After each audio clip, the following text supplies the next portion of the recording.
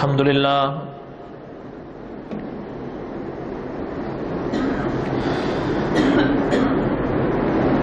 الحمد لله حمدا كثيرا طيبا كما أمر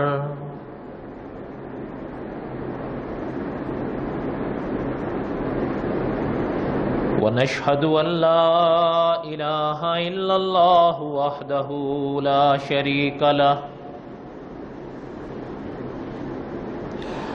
ونشهد أن سيدنا وسندنا ومولانا محمدا عبده ورسوله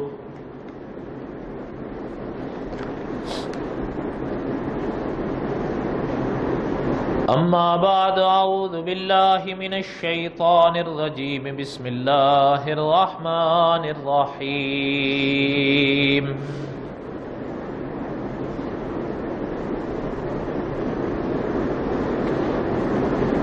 وقلنا يا آدم اسكن أنت وزوجك الجنة وكلا منها رغدا حيث شئتما ولا تقربا هذه الشجرة فتكونا من الظالمين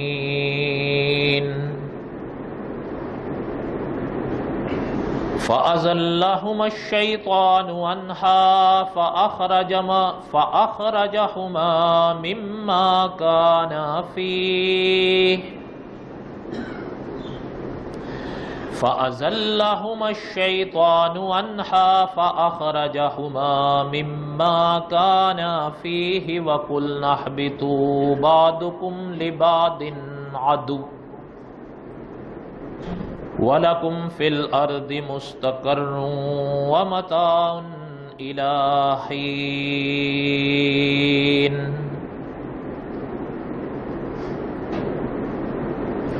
وقال الله تعالى في مقام آخر قولوا آمنا بالله وما أنزل إلينا وما أنزل إلى إبراهيم وإسماعيل وإسحاق ويعقوب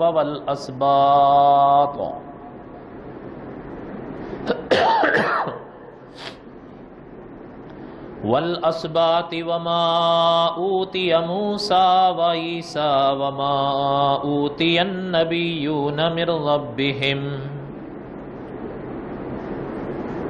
لا نفرق بين أحد منهم ونحن له مسلمون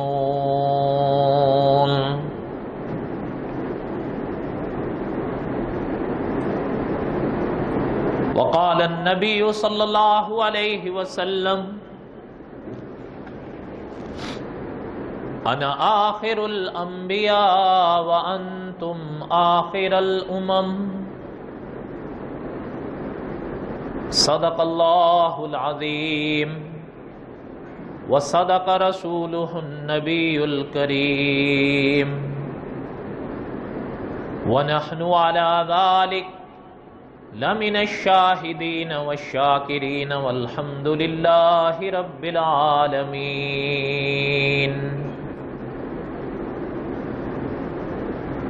اللهم صل على محمد وعلى آل محمد كما صليت على إبراهيم وعلى آل إبراهيم إنك حميد مجيد اللهم بارك على محمد وعلى آل محمد كما باركت على إبراهيم وعلى آل إبراهيم إنك حميد مجيد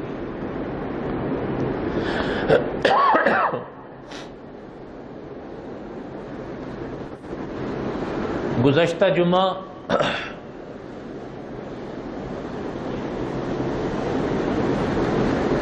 قصص الانبیاء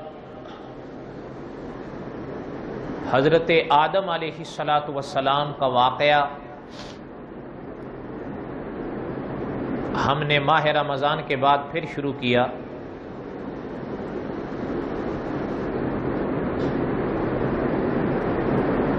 اور کلام پاک کی آیت وَلَا تَقْرَبَا هَٰذِهِ الشَّجَرَةَ،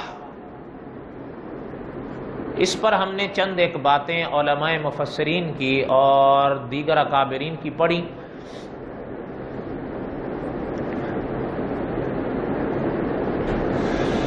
اور چونکہ نماز جمعہ کا وقت ہو گیا تھا، اس لیے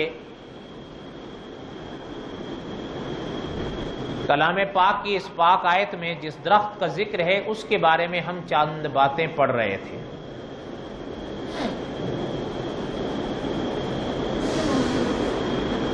ہم یہ پڑھ رہے تھے کہ اس پاک آیت میں جو اللہ تعالیٰ نے ارشاد فرمایا وَلَا تَقْرَبَا هَٰذِهِ الشَّجَرَةَ فَتَكُونَا مِنَ الظَّالِمِينَ، اللہ تعالیٰ نے حضرت آدم علیہ السلام اور حضرت حوا علیہ السلام کو دونوں کو منع فرمایا کہ جنت کے اس درخت کے قریب نہیں جاؤ.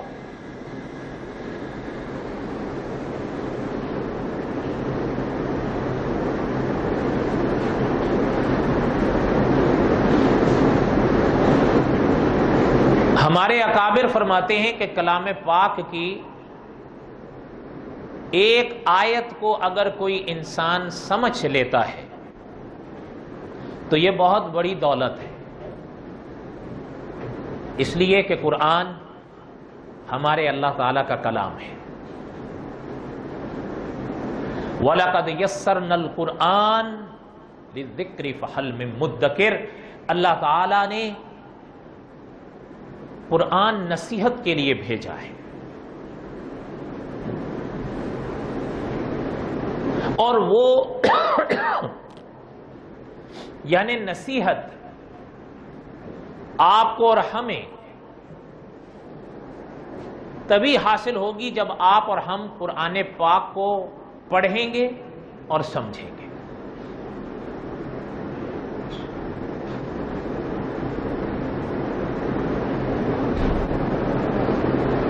عرض یہ کر رہا تھا کہ علماء مفسرین نے لکھا ہے کہ وہ درخت، عام طور پر یہ سوال اٹھتا ہے یا اٹھایا جاتا ہے کہ وہ درخت کون سا تھا جس کا ذکر اللہ تعالیٰ نے کلام پاک کی اس آیت میں بیان فرمایا.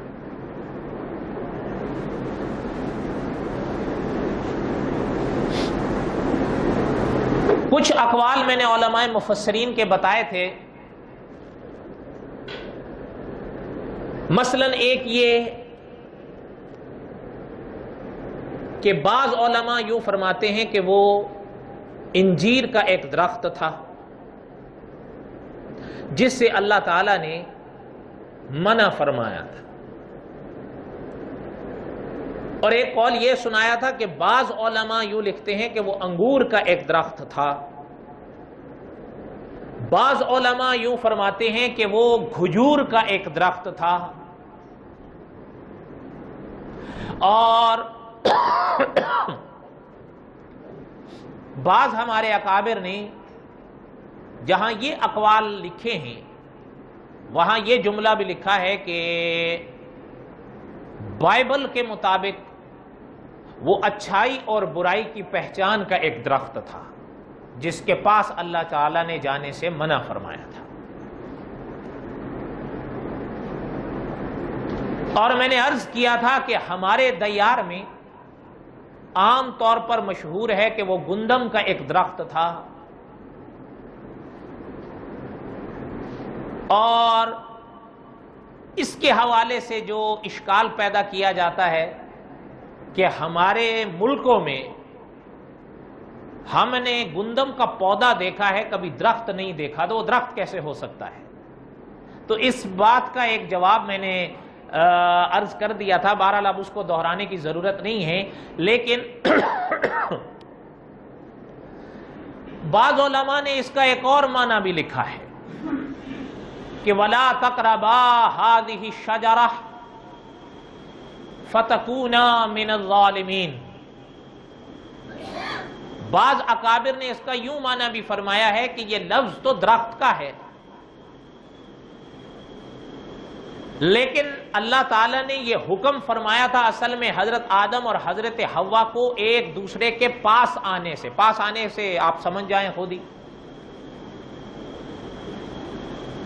لیکن ایک موٹی سی بات آپ ذہن میں رکھیں کہ ہمارے علماء نے لکھا ہے کہ کلام پاک کی کسی آیت کو بلا کسی وجہ اور دلیل کے ظاہر سے پھیرنا نہیں چاہیے الا کہ کوئی مجبوری ہو. اب یہاں لفظ ہے وَلَا تَقْرَبَا هَذِهِ الشَّجَرَةَ. اب یہ کہنا کہ یہاں درخت سے مراد وہ ہے، یہ تو بالکل ہی ظاہر سے پھیرنا ہے. لیکن بہرحال ان مفسرین نے یہ معنی لکھے ہیں. لیکن آپ ایک موٹی سی بات ذہن میں رکھ لیں، یہ سارے اقوال میں نے ذکر کر دیے، لیکن ایک بات محققین کی بھی پلے باندھ لیں جو آپ کے لیے ہمارے لیے سنہری اصول ہے. وہ صرف یہاں تک کے لیے نہیں ہے، اس طرح کی کئی باتوں کے لیے ہے. اصول بہرحال اصول ہوتا ہے، اور اصول کی روشنی میں سینکڑوں مسائل حل کیے جاتے ہیں سینکڑوں لوگوں کے.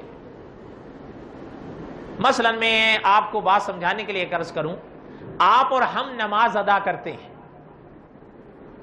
خدا نہ کرے کبھی نماز ادا کرتے کرتے، مثلا آپ اور ہم، میں مثالی بات عرض کر رہا ہوں ورنہ کہیں اور بھی بھول سکتے ہیں، اگر آپ اور ہم 2 رکعت سنت ادا کر رہے ہیں فجر کی، اب پہلی رکعت میں آپ اور ہم ثنا پڑھیں گے، تعوذ پڑھیں گے، تسمیہ پڑھیں گے، فاتحہ پڑھیں گے، اور فاتحہ کے بعد کیا کریں گے؟ فاتحہ جب پڑھ لیں گے پوری آمین تک، یعنی آمین یہ سنت ہے، جب یہ کہہ دیں گے تو اس کے بعد کیا کریں گے؟ سورت پڑھیں گے. آپ کو اور اگر ہمیں سہو پیش آ گیا، خدا نہ کرے بھول کے ہم رکوع میں چلے گئے، بعد میں یاد آیا کہ اوہ میری تو قرات رہ گئی، میں نے تو آمین کے بعد کلام پاک کی آیتیں پڑھنی تھی. اب آپ نے ایسے موقع پر کسی عالم سے مسئلہ پوچھا، میں مثالی بات عرض کر رہا ہوں، اگر مثلا خدا نہ کرے کسی کو نہیں پتا تھا، اس نے بعد میں کسی عالم سے پوچھا، یا اس طرح کی صورت ہونے سے ڈر گیا اور اس نے کسی عالم سے پوچھا کہ اگر میرے ساتھ ایسا ہوا، خدا نہ کرے کبھی، تو میں وہ نماز کیسے پوری کروں گا؟ تو امام صاحب یا عالم صاحب آپ سے کہیں گے کہ آپ آخر میں سجدہ سہو کر لیجئے گا، اگر کبھی آپ کو ایسا ہوا تو آپ کی نماز ہو جائے گی. یہ صحیح ہے یا نہیں؟ ایک بات. اب دوسری بات، آپ اور ہم وتر کی نماز پڑھ رہے ہیں، اور وتر کی کتنی رکھتے ہیں؟ 3. اور وتر کی آخری جو رکعت ہے تیسری قرات کے بعد، وہ ایسی ہے کہ آپ نے، ہم نے دعائے قنوت پڑھنی ہے، اللہم انا نستعینک آخر تک. اگر خدا نہ کرے، چونکہ وہ پورے دن میں ایک ہی بار پڑھنی ہے، کبھی کبھی ایسا ہو جاتا ہے کہ انسان فاتحہ قرات پڑھ کر رکوع میں چلا جاتا ہے، بعد میں یاد آتا ہے کہ وہ میری تو دعائے قنوت رہ گئی تھی. اس لیے کہ چونکہ پورے دن میں دعائے قنوت نہیں ہے، پورے 24 گھنٹے میں صرف وتر کی آخری رکعت میں دعائے قنوت ہے. اور یاد رکھیے گا یہ واجب ہے، کوئی چھوڑ دے گا اور نہیں پڑھے گا، سلام پھیر دے گا، اس کی وہ 3 رکعتیں نہیں ہوئی.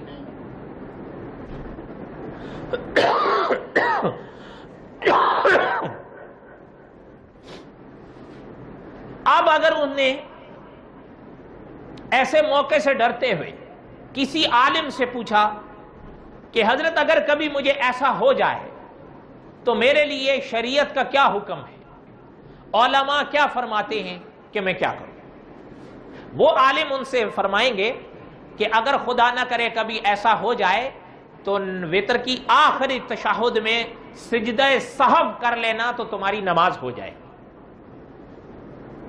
کیا ہوگا؟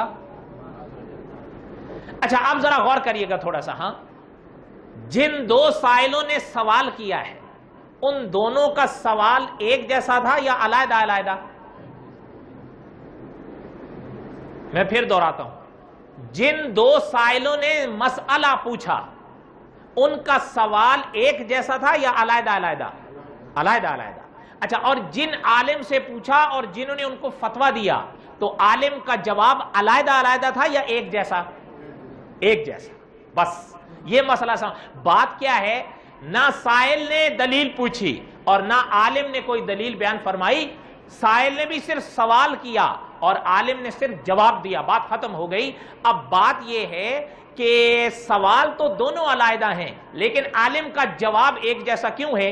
اس لیے کہ عالم کے ذہن میں وہ اصول موجود ہے جو فقہا دے گئے ہیں، اسی اصول کے تحت اس نے دونوں کا مسئلہ حل کیا ہے۔ بات سمجھ میں آئی ہے یا نہیں آئی؟ خیر یہ تو ایک ضمناً بات ہی، میرا کہنے کا مقصد صرف تھا کہ بات آپ کے ذہن کے قریب ہو جائے کہ یہ تھا کہ اصول بہرحال اصول ہوتا ہے اور وہ ایک نہیں ہزاروں جگہ کام آتا ہے، وہ میرے متعلق ہو تب بھی کام آئے گا، بات آپ کے متعلق ہو تب بھی کام آئے گی۔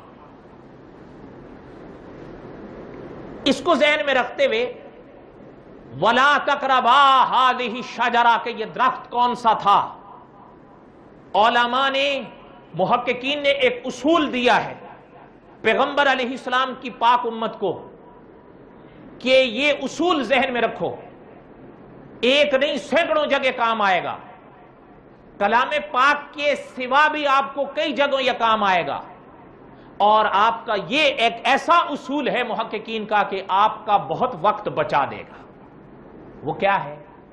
علماء مفسرین نے لکھا ہے کہ قرآن پاک میں اللہ تعالیٰ نے وضاحت نہیں فرمائی کہ وہ درخت کس چیز کا تھا، آیا انجیر کا تھا، انگور کا تھا، زیتون کا تھا، کھجور کا تھا، گندم کا تھا، نیکی اور برائی کا تھا؟ قرآن پاک میں کہیں اللہ تعالیٰ نے اس کی وضاحت، بس یہ فرمایا وَلَا تَقْرَبَا هَذِهِ الشَّجَرَةَ، وہ ایک درخت تھا جس کے پاس جانے سے اللہ تعالیٰ نے ان دونوں حضرات کو منع فرمایا، حضرت آدم کو بھی اور حضرت حوا کو بھی، ان دونوں کو منع فرمایا تھا، بس بات ختم ہو گئی۔ اور علماء فرماتے ہیں جب اللہ تعالیٰ نے وضاحت نہیں فرمائی تو آپ کو اور ہمیں بھی نہیں چاہیے کہ اس سوال کے جواب میں اپنی جان کھپانے لگ جائیں، اس لیے کہ جب اللہ تعالیٰ نے بیان نہیں فرمائی، اور محققین علماء نے تو یہاں تک بھی لکھ دیا ہے کہ کہیں بھی احادیث طیبہ میں آپ صلی اللہ علیہ وسلم سے بھی وضاحت نہیں ملتی کہ وہ درخت کس چیز کا تھا، بس قرآن نے بیان فرما دیا کہ وہ ایک درخت تھا،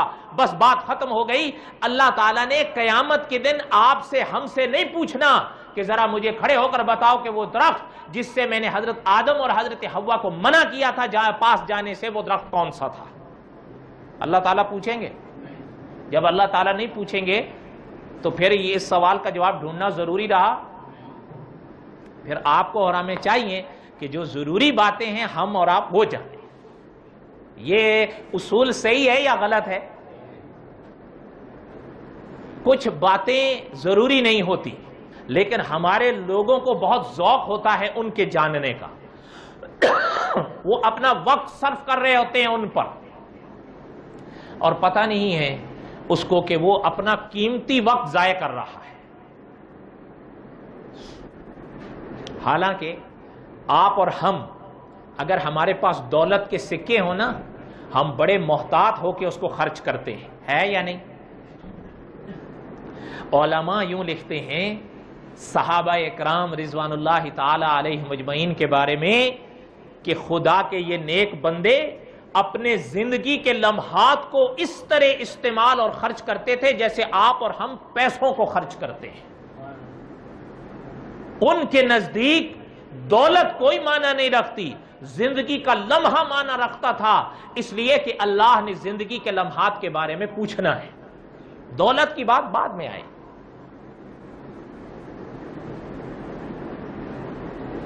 کئی طرح کے اس طرح کے سوالات ہیں۔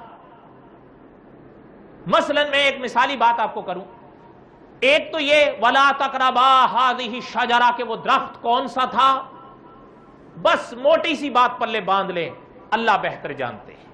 کیا؟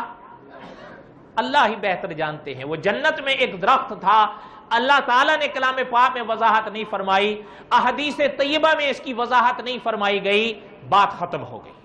معنی یہ ہے اللہ تعالیٰ نے قیامت کے میدان میں آپ سے ہم سے نہیں پوچھنا اس درخت کے بارے میں، آپ سے ہم سے حدیث شریف کی روشنی میں سب سے پہلے سوال کیا جائے گا نماز پڑھی تھی یا نہیں پڑھی تھی۔ اگر آپ اور ہم اپنی گردن پر نمازوں کا بوجھ اٹھا کر چلے گئے اس جہان سے اس جہان، وہاں یہ نہیں پوچھا جائے گا وہ درخت کون، ہاں یہ پوچھا جائے گا کہ نماز پڑھی تھی یا نہیں۔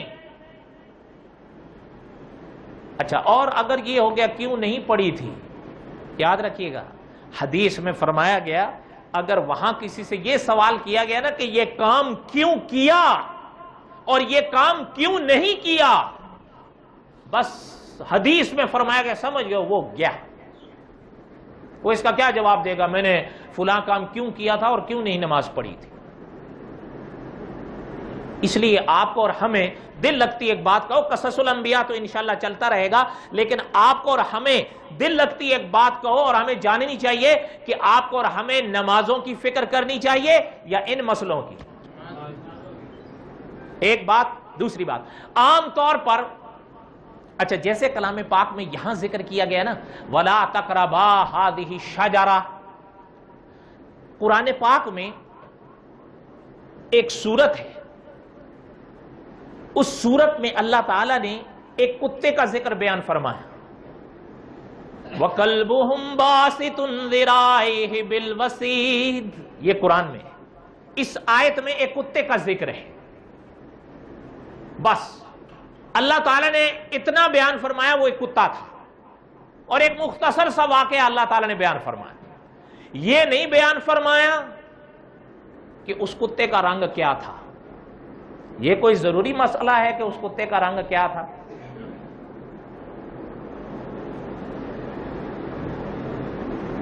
اللہ تعالیٰ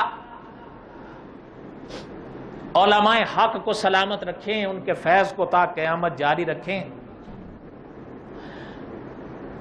شیخ الاسلام والمسلمین مفتی محمد تقی عثمانی صاحب دامت برکاتہم پچھلے سال آپ کے مدرسے میں تشریف لائے تھے، یاد ہوگا آپ، حضرت نے ایک واقعہ بیان فرمایا اپنا۔ حضرت فرما رہے تھے کہ غالباً رات کو تہجد کا وقت تھا، سو رہے تھے، ایک فون آیا ان کو، بات سنیے گا دل سے۔ فرماتے ہیں میں نے فون اٹھایا،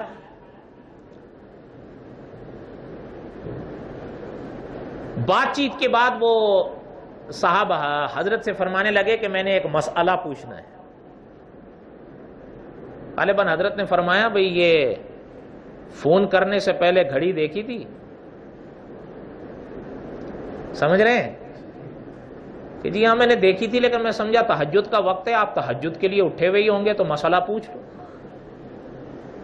اچھا بھئی مسئلہ کیا ہے؟ حضرت فرمانے لگے کہ میں نے پوچھا بھئی مسئلہ کیا پوچھنا ہے آپ؟ کہ کہنے لگا جی ہمارے دوستوں میں، ہم میں اور ہمارے دوستوں میں بحث چل رہی تھی کہ کلام پاک میں وَقَلْبُهُمْ بَاسِطٌ ذِرَاعَيْهِ بِالْوَسِيدِ اصحاب کہف کے جس کتے کا ذکر ہے اس کا رنگ کیا تھا؟ میرا خیال یہ ہے کہ مثلا وہ سفید رنگ کا تھا، لیکن میرے دوستوں کا خیال یہ ہے کہ نہیں وہ کالے رنگ کا تھا، یعنی کسی اور رنگ کا تھا۔ تو ہم کسی نتیجے پر نہیں پہنچ سکے، اس لیے ہم نے آپ سے رجوع کیا کہ آپ ہمیں بتا دیں کہ وہ اصحاب کہف کا کتا کالا تھا یا چٹا تھا۔ حضرت فرماتے ہیں کہ میں نے اس کو کہا کہ ذرا یہ بتاؤ کہ جو تم نے رنگ بیان کیا ہے اگر اصحاب کہف کے کتے کا رنگ وہ ثابت ہو جائے تو تمہیں کیا فائدہ ہے، اور اگر وہ رنگ ثابت ہو جائے جو وہ بیان کر رہے ہیں تو تمہیں کیا نقصان ہے؟ نہیں سمجھ آئی بات؟ نہیں سمجھ آئی؟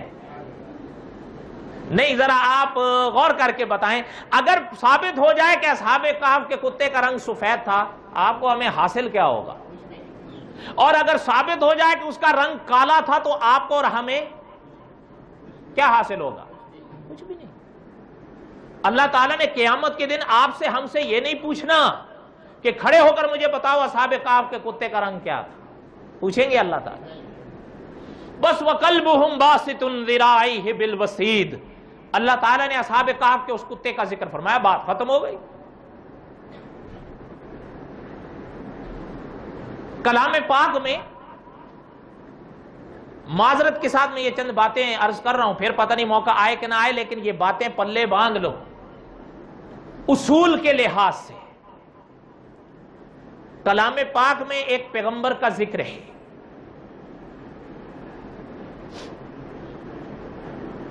بڑے مشہور پیغمبر ہیں، اور چہرے کا ان کا حسن ضرب المثل رہا، پہلے بھی اب بھی اور انشاءاللہ قیامت تک۔ کیا نام تھا؟ حضرت یوسف علیہ السلام۔ حضرت یوسف علیہ السلام کے واقعے میں ایک کردار بڑا مشہور ملتا ہے زلیخا کا، ہے یا نہیں؟ اچھا، کلام پاک میں یاد رکھیے گا کہ اس خاتون کا نام نہیں ہے، پرانی کتابوں سے لیا گیا ہے، بعض اس کے نام کا تلفظ زلیخا بیان کرتے ہیں، بعض زلیخا بیان کرتے ہیں، بہرحال کلام پاک میں نہیں، لیکن یہ نام بڑا مشہور ہے ہمارے دیار میں۔ اس کا ایک سوال ان دو شخصیات کے بارے میں بھی بڑا کیا جاتا ہے کہ آیا حضرت یوسف کی زلیخا کے ساتھ شادی ہوئی تھی یا نہیں ہوئی تھی؟ بہت پرانا قصہ ہے، ایک عالم ہم سے ذکر کرنے لگے کہ مجھ سے ایک شخص نے رابطہ کیا تو کہ کہنے لگا کہ جی مجھے آپ سے ایک بات پوچھنی ہے۔ حضرت فرمانے لگے پوچھو، کہنے لگے کہ جی حضرت میں جاننا یہ چاہتا ہوں کہ حضرت یوسف کی زلیخا کے ساتھ شادی ہوئی تھی یا نہیں ہوئی تھی؟ حضرت نے فرمایا اللہ تعالیٰ قیامت کے دن آپ سے ہم سے نہیں پوچھیں گے کہ حضرت یوسف کی زلیخا سے شادی ہوئی تھی یا نہیں ہوئی تھی، پوچھیں گے؟ نہیں پوچھیں گے۔ تو پھر آپ اور ہم ان سوالات کی ٹو میں کیوں لگ گئے جو ضروری نہیں ہے جاننا، اور جن کے جاننے سے آپ کا اور ہمارا کوئی فائدہ بھی نہیں جڑا ہوا؟ آپ کو اور ہم اگر جان لیں کہ حضرت یوسف کی زلیخا سے شادی ہوئی تھی، کیا خیال ہے کوئی فائدہ ہے؟ اور اگر نہ جانیں تو کوئی نقصان ہے؟ اچھا، اسی کے ساتھ ایک بات کہہ دوں، وہ بھی ہمارے اکابر اسی ضمن میں بیان کرتے ہیں۔ مفتی محمد تقی عثمانی صاحب نے اپنے والد صاحب رحمۃ اللہ علیہ کا ایک واقعہ بیان فرمایا کہ ایک شخص آیا اور ہمارے والد ماجد رحمۃ اللہ علیہ سے پوچھنے لگا کہ حضرت یہ آپ نے سنا ہوگا ایک بڑا مشہور کردار رہا ہے یزید کے نام سے۔ مفتی محمد تقی عثمانی صاحب فرماتے ہیں کہ ہمارے والد ماجد رحمۃ اللہ علیہ سے ایک شخص نے پوچھا کہ حضرت یہ یزید کی نجات ہو جائے گی؟ حضرت فرماتے ہیں کہ ہمارے والد ماجد رحمۃ اللہ علیہ فرمانے لگے میاں مجھے اپنی فکر ہے، پتہ نہیں میری نجات ہوگی یا نہیں ہوگی، تو میں یزید کی فکر کھائے جا رہی ہے کہ پتہ نہیں اس کی نجات ہوگی یا نہیں ہوگی۔ ہمارے اساتذہ فرمایا کرتے تھے کہ یزید کا معاملہ اس پر چھوڑ دو، اللہ تعالیٰ آپ سے ہم سے قیامت کے دن یزید کے بارے میں نہیں پوچھیں گے۔ اللہ تعالیٰ کس کے بارے میں پوچھیں گے؟ ہر شخص، ہر کندھا اپنا بوجھ اٹھائے گا، ہے یا نہیں؟ اللہ تعالیٰ آپ سے ہم سے ہمارے بارے میں پوچھیں گے کہ آپ نے ہم نے کیا کیا اس زندگی میں۔ اس لیے ایک بات یہ پلے باندھ لو، جو سوال اس طرح کے آپ کو غیر ضروری لگیں ان کی ٹوہ میں کبھی نہ لگو، وہ جاننے کی کوشش کرو جو اللہ تعالیٰ آپ کو اور ہمیں جوڑیں گے۔ اور جن حضرات نے اس کی فکر کی ہے آج بھی وہ ہمارے لیے آپ کے لیے نمونہ ہے۔ حضرت میں ایک بات کہتا ہوں ضمناً یاد آئی، مولانا اشرف علی تھانوی رحمۃ اللہ علیہ کے حالات میں لکھا ہے، حضرت ریلوے اسٹیشن آئے تو سامان تھا ساتھ، ایک سفر جا رہے تھے غالباً کانپور، اگر کوئی غلطی ہوگی تو میری طرف سے، ساتھ میں سامان تھا، پرانا دور تھا، ریلوے اسٹیشن تشریف لائے تو سامان رکھنے لگے تو جو حضرت کا ٹکٹ میں وزن جائز تھا نا لے جانا، اجازت تھی، اس سے زیادہ تھا سامان۔ حضرت ان صاحب سے کہنے لگے کہ جو زائد سامان کے پیسے بنتے ہیں وہ آپ ہم سے لے لیں۔ اچھا، وہ جو اپنا آفیسر تھا نا، وہ حضرت کا بڑے یہ معتقد اور عزت کرتا تھا حضرت کی. وہ کہنے لگا کہ حضرت آپ لے جائیں. کیا کہنے لگا حضرت؟ حضرت تھانوی رحمۃ اللہ علیہ فرمانے لگے کہ کیسے لے جاؤں میاں، میرے ٹکٹ پہ جو وزن لے جانے کی اجازت ہے میرا سامان اس سے زائد ہے، تو زائد جو سامان ہے اس کا آپ پیسہ لے لیں اور پھر مجھے اجازت دیں. وہ کہنے لگا حضرت میں آپ کو اجازت دیتا ہوں، آپ لے جاؤ. حضرت تھانوی رحمۃ اللہ علیہ فرمانے لگے ایک سوال کا جواب دیجئے. وہ آفیسر کہنے لگا کیا؟ حضرت نے فرمایا آپ کو ریلوے محکمے کی طرف سے اجازت ہے کہ جس کو آپ چاہیں اجازت دے دیں اور جس کو چاہیں منع کر دیں. سوال سمجھ میں آیا یا نہیں آیا؟ وہ خاموش ہو گیا. کہنے لگا حضرت اس بات کی مجھے ریلوے محکمے کی طرف سے اجازت نہیں ہے، میں تو اپنی طرف سے کہہ رہا ہوں. حضرت نے فرمایا کہ اپنی طرف سے کیوں کہہ رہے ہو میاں، یہ جو سامان زیادہ چھوڑ رہے ہو میرے لیے تمہیں ریلوے محکمے کی طرف سے اجازت نہیں ہے، تو یہ جو زیادہ بوجھ ہے یہ قیامت کے دن میرے کندھے پہ لدا ہوا ہوگا. اس دن آؤ گے میرا بوجھ اٹھانے؟ اس لیے پیسے لو. کیا کرو؟ اب جب آپ ایئر لائن کے کنڈے پہ پہنچا کریں نا، حضرت تھانوی کا یہ واقعہ یاد کر لیا کریں. نہیں سمجھ آئی بات؟ اللہ کرے سمجھ میں آ جائے میاں. یاد رکھیں ہمارے بڑے لوگ ہیں، وہ تہجد بھی ادا کرتے ہیں، اشراق بھی پڑھتے ہیں، لیکن شیخ العرب والعجم نے حرم میں فرمایا کہ تہجد کی 2 رکعتیں پڑھنا بھی بڑا آسان ہے، اشراق کے نفل ادا کرنا بھی بڑا آسان ہے، لیکن پتہ انسان کا معاملے کے وقت چلتا ہے کہ انسان معاملے میں کتنا پاس ہے کتنا فیل ہے. یہ یاد رکھیے گا. اور معاملے کی جہاں تک حد ہے یہ بات پلے باندھ لو، عبادات، نماز، روزہ، حج یہ اللہ کے حقوق کہلائے ہیں علماء کی زبان میں. کن کے حق کہلائے ہیں؟ اور معاملات کا اکثر حصہ بندے کے متعلق ہے جن کو حقوق العباد کہا جاتا ہے. اور علماء نے قاعدہ لکھا ہے کہ اللہ میاں اپنا حق معاف فرما دیں، اپنے بندے کا حق اللہ معاف نہیں فرماتے الا کہ وہ شخص آپ کو معاف کرے. اور جہازوں کے محکمے اور ریلویوں کے محکموں سے اجازت اور معافی آسان کام نہیں ہے. کیا خیال ہے آپ کو؟ ان کے مالک کو کہاں ڈھونڈو گے؟ وہ کون سا آفیسر ہوگا جو آپ کو معاف کرے گا؟ اس لیے اگر 1000-2000 کا کچھ آپ کو نقصان بھی بھرنا پڑے تو ادا کر دو. ایک عجیب جملہ ہے، جملہ پیارا ہونا چاہیے، کہیں سے بھی انسان لے لے. اس کا بڑا ایک پیارا جملہ تھا کہ جی ہمیں تو 2000 کا نقصان ہوگا. سامنے والے نے کہا کہ کچھ باتیں فائدے نقصان سے اوپر کی ہوتی ہیں. صحیح بات ہے یا غلط بات ہے؟ بڑے چپ چپ بیٹھے ہو. میرے حال میں شیشہ روشن ہی ہوگا. میرا بھی وہی حال ہے، کوئی صرف آپ کی تھوڑی بات ہے. لیکن آئندہ سنبھل جاؤ اور جو ہو گیا اس کی تلافی کرو. ہاں یہ آپ خود جانو تلافی کیسے کرو گے، لیکن آئندہ تو کم از کم بچو اور جو ہو گیا اس کی تلافی کی کوشش کرو. کہنے کا مقصد یہ ہے کہ آپ اور ہم سینکڑوں واقعات پڑھتے اور سنتے ہیں، لیکن آپ اور ہم ضروری سوالات نہیں پوچھتے، غیر ضروری سوالات کی ٹوہ میں پڑے رہتے. وَلَا تَقْرَبَا هَذِهِ الشَّجَرَةَ، اس پاک آیت میں کس درخت کا ذکر ہے خدا کے سپرد کر دیں. اللہ بہتر جانتے ہیں کہ وہ درخت کس چیز کا تھا. بات سمجھ آ گئی کہ نہیں سمجھ آئی؟ اب آگے سنیں. فرمایا وَلَا تَقْرَبَا هَذِهِ الشَّجَرَةَ، اللہ تعالیٰ نے حضرت آدم اور حضرت حوا کو منع فرمایا دونوں اس درخت کے قریب نہیں جاؤ. اور اسی آیت کے ضمن میں علماء نے لکھا ہے، وہ بھی آپ اور ہم پلے باندھ لیں کہ خدا نہ کرے اگر کوئی ایسا موقع ہے کہ اس موقع پر آپ اور ہم کسی وجہ سے گناہ کے قریب ہو سکتے ہیں تو اس وجہ سے ہٹ جاؤ. کیا کرو؟ اس وجہ سے. ہاں پھر اس ٹو میں مت پڑو کہ وہ وجہ تو جائز ہے. نہیں، کبھی کبھی ایک بات جائز ہوتی ہے، ذریعہ بن جاتی ہے ناجائز بات تک جانے کی. جب وہ ذریعہ ناجائز بات تک پہنچنے کا بنے گا تو وہ جائز بات بھی منع ہو جائے گا. سمجھ آئی بات یا نہیں سمجھ آئی؟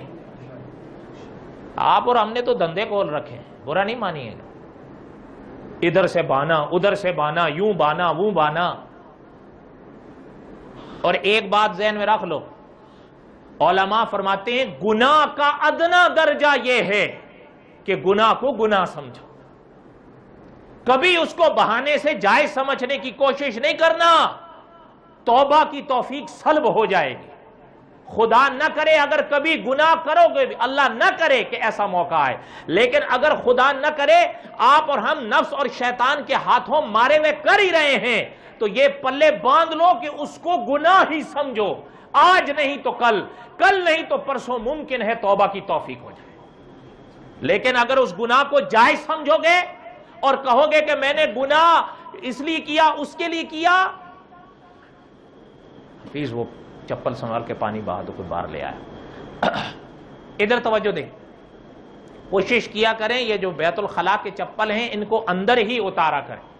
بار جگہ ہم آپ کے فرش کے لیے پاک اور صاف رکھتے ہیں کیونکہ وہاں سے سیدھا آپ نماز گاہ میں آئیں گے، لیکن چپل جب آپ باہر لے آؤ گے تو وہ چپل مشکوک جگہ پر ہوتے ہیں۔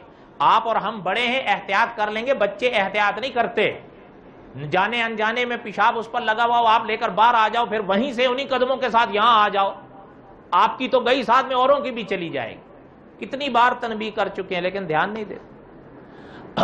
حالانکہ یہ بات تو آپ اور ہم سب جانتے ہیں، الطہور شطر نہیں جانتے؟ الطہور شطر الایمان، پاکیزگی آدھا ایمان ہے، تھوڑا احتیاط رکھا۔ فرمایا فَتَكُونَا مِنَ الظَّالِمِينَ۔